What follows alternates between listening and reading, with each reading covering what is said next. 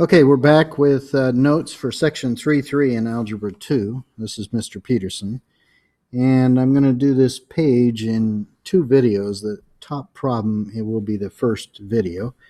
This is from a part of science called, or part of mathematics also called operations research. Very important for business, but it was used during the Second World War to efficiently handle resources. The problem we have is not really a practical problem. It's more for teaching you the skills. We call that a didactic problem.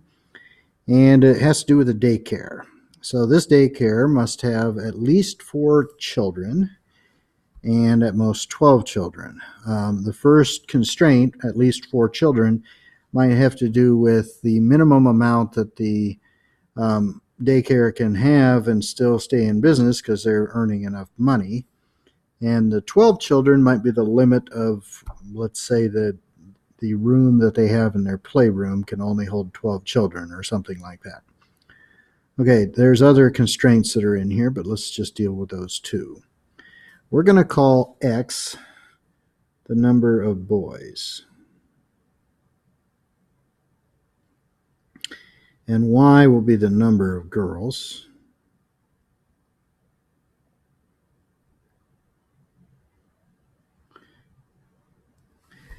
All right, so it says that the number of children, which would be the number of boys and girls, so boys plus girls, has to be at least 4 children. Now, it may surprise you, at least means greater than or equal to. That's the first constraint. So if we bring that across and solve for y here, you get y is greater than or equal to negative x plus 4. So it's at 4 on the y-axis with a slope of negative 1. Now, these numbers here, we'll address this later, are actually impossible. Some of these that I'm doing here, for instance, this dot would be 9 boys and negative 5 girls. Well, obviously you can't have negative 5 girls. So let me bring over a line here, and we'll put that over here. Let me see if I can get this to work right. Okay. And we have to be above that line. If you're not above that line, then you're not earning enough money to keep the daycare in business. So if we just stopped right there and that was the only constraint, then our solution set would be these number of boys and girls up here. Okay, next we have the constraint here. Let me highlight it. At most 12 children. So the number of boys and girls has to be less than or equal to 12. At most doesn't sound like it should be less than or equal to, but it is. Okay, so bring that across, solve for y. And the y-intercept is 12 this time. And our slope is negative 1 again, so we'll just cut the corners here. And if you go all the way down here, you get to 0, 12, or 12, 0 there. And I'll just go ahead and show you that. And we end up with another diagonal line here. Yeah, this isn't working like I wanted it to, but that's okay. Let me straighten it out here. Okay, we have to be below that line.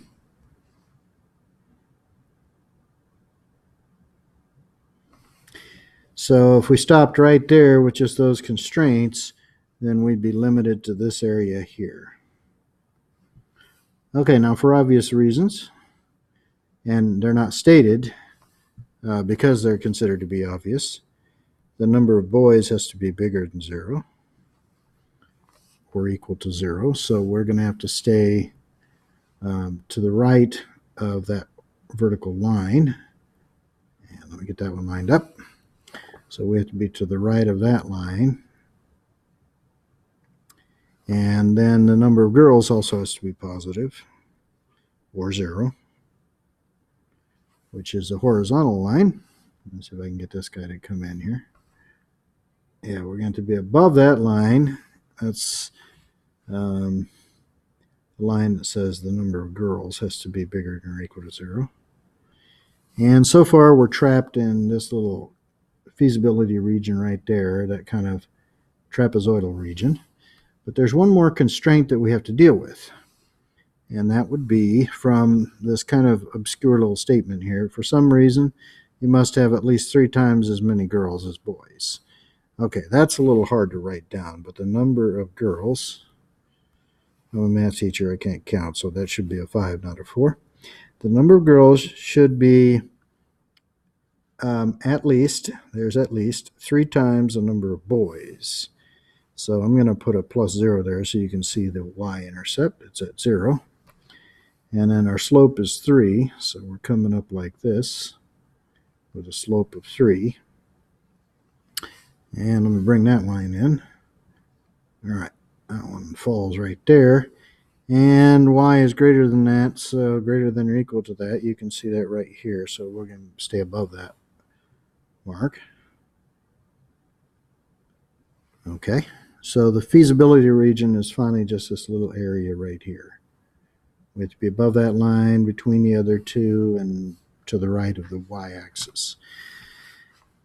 The only problem with this is we can't have fractional answers. So for instance, this point here would be 1.5 boys and 8 girls, which is probably not a good idea for a daycare to have 1.5 boys.